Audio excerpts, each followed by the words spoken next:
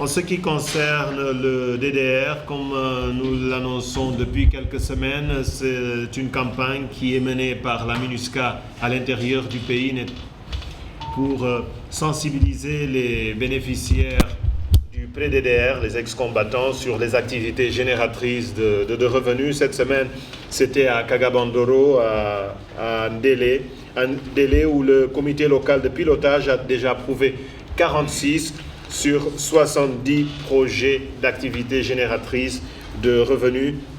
Il y a eu également de la sensibilisation à Bria et à Birao, où 138 bénéficiaires du prêt DDR ont pris part à cette activité sur la bonne gestion de l'agriculture et de l'élevage comme activité génératrice de revenus. Un dernier mot sur la cohésion sociale.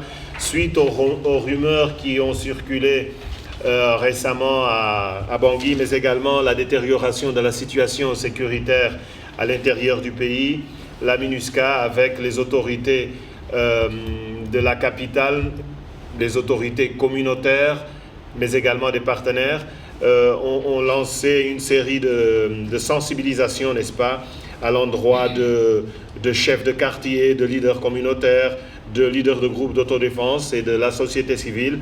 Quelques 2000 personnes ont pris part à ces événements, n'est-ce pas, qui étaient axés sur la gestion de la rumeur et également comment prévenir les conflits dans la capitale.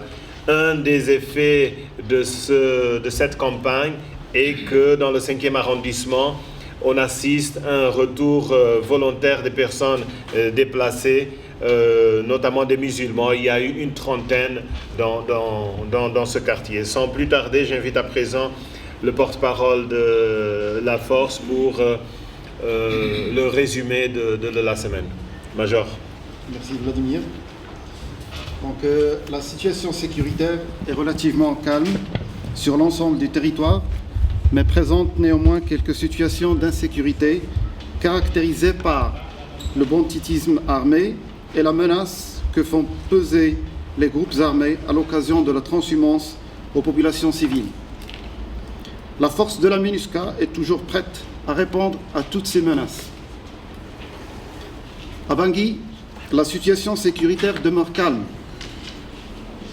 Pourtant, les menaces sécuritaires restent toujours probables. Le GFTB collabore étroitement avec les forces de sécurité gouvernementales pour répondre à toute situation d'urgence. Dans ce cadre, 280 patrouilles ont été effectuées dans tous les secteurs, de jour comme de nuit. Dans le secteur ouest, la force continue de surveiller les activités criminelles ciblant la transhumance et les éleveurs. 1094 patrouilles ont été opérées spécialement dans les zones de Ngaoundai, Bang, Markunda et Pawa. Les patrouilles de longue distance continuent toujours afin de consolider la sécurité dans tout le secteur.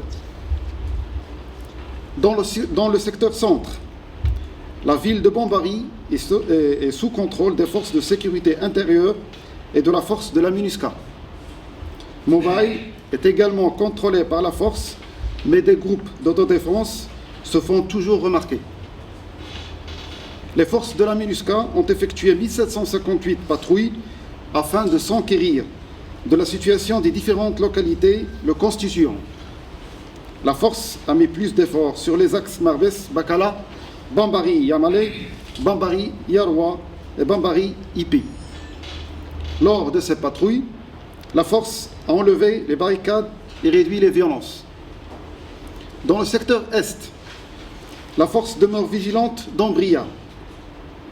Il faut savoir qu'à l'exception des événements récents survenus hier à Bria, la situation est généralement calme grâce au renforcement des patrouilles dans la ville ainsi que la sécurisation des points clés de la ville et de ses environs.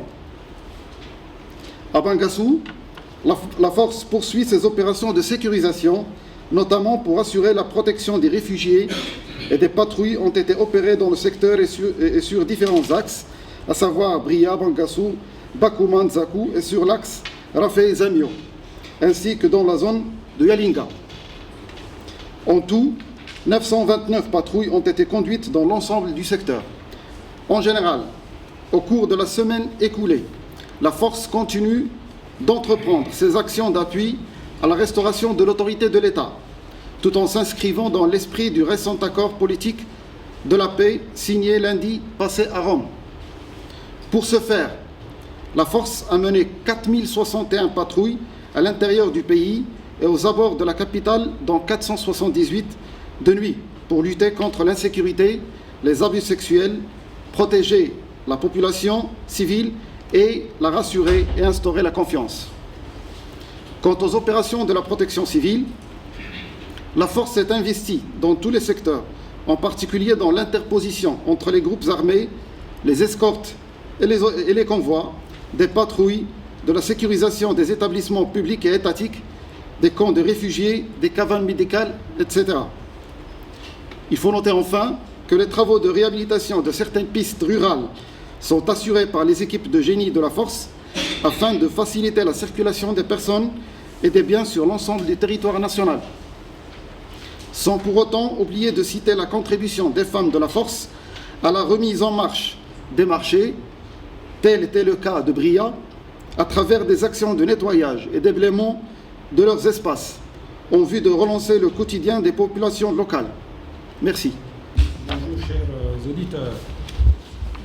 Au cours de la semaine écoulée, nous avons noté plusieurs incidents et la commission d'infractions graves, aussi bien en province qu'à Bangui, notamment des atteintes à l'intégrité physique des personnes, entraînant parfois mort d'homme.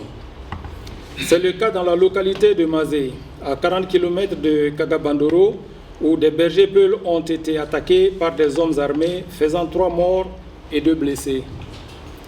À Bria, un membre du programme PRE-DDR a été victime d'une agression mortelle. Les auteurs des faits ont été arrêtés et transférés à Bangui. Dans ce secteur, suite à des affrontements entre anti-Balaka et ex-Seleka, arabes tchadiens, au PK-18 sur l'axe Yalinga, plusieurs maisons ont été incendiées et des actes de représailles contre les populations ont été commis. Un incendie a éclaté dans un magasin de vivres. Si au premier arrondissement plutôt, de Bangui, les dégâts sont importants, mais il n'y a eu aucune perte en vies humaines. Les infractions suivantes ont été enregistrées. 3 cas de meurtre, 1 cas d'attaque armée, 2 viols sur mineurs, 1 blessé par balle, 1 cas de vol avec effraction, 4 cas de braquage, 1 cas de coups et blessures volontaires, l'enlèvement de 3 personnes. En outre, le lynchage d'une vieille femme a été rapporté suite à des accusations de pratiques de sorcellerie. La MINUSCA rappelle encore une fois que nul n'a le droit de se faire justice. Elle invite par conséquent la population à avoir confiance au FSI et à la justice pour que tous les auteurs d'actes répréhensibles puissent être jugés conformément à la loi.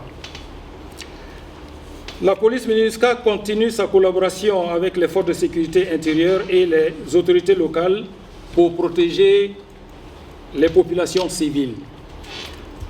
Le 17 juin à Kagabandoro, la police MINUSCA s'est interposée, évitant un affrontement entre anti-Balaka et ex-Seleka suite au braquage d'un motocycliste par un anti-Balaka. Toujours dans cette ville, un élément du FPRC, présumé auteur de plusieurs braquages et de détention illégale d'armes, a été interpellé et gardé à vue pour les suites de l'enquête. En outre, la police MINUSCA a procédé au transfèrement de Bangassou à Bangui d'un individu soupçonné d'avoir tiré sur les forces des Nations Unies. La police MINUSCA a poursuivi les missions d'escorte et de protection de hautes personnalités, les gardes statiques au niveau des institutions de l'État, les opérations de lutte contre la délinquance ainsi que les échanges avec les autorités administratives, coutumières et les populations locales. Dans le domaine du renforcement des capacités, la deuxième session de l'atelier de sensibilisation sur la lutte contre la criminalité organisée et transnationale a débuté le 19 juin avec 26 apprenants et prend fin le 23 juin 2017. Cet atelier est organisé au profit de 29 agents des services chargés de l'application des lois, à savoir la gendarmerie, la police, les douanes, la brigade minière et les eaux et forêts. La première session, qui avait regroupé 28 directeurs et chefs de service, a eu lieu du 6 au 8 juin 2017.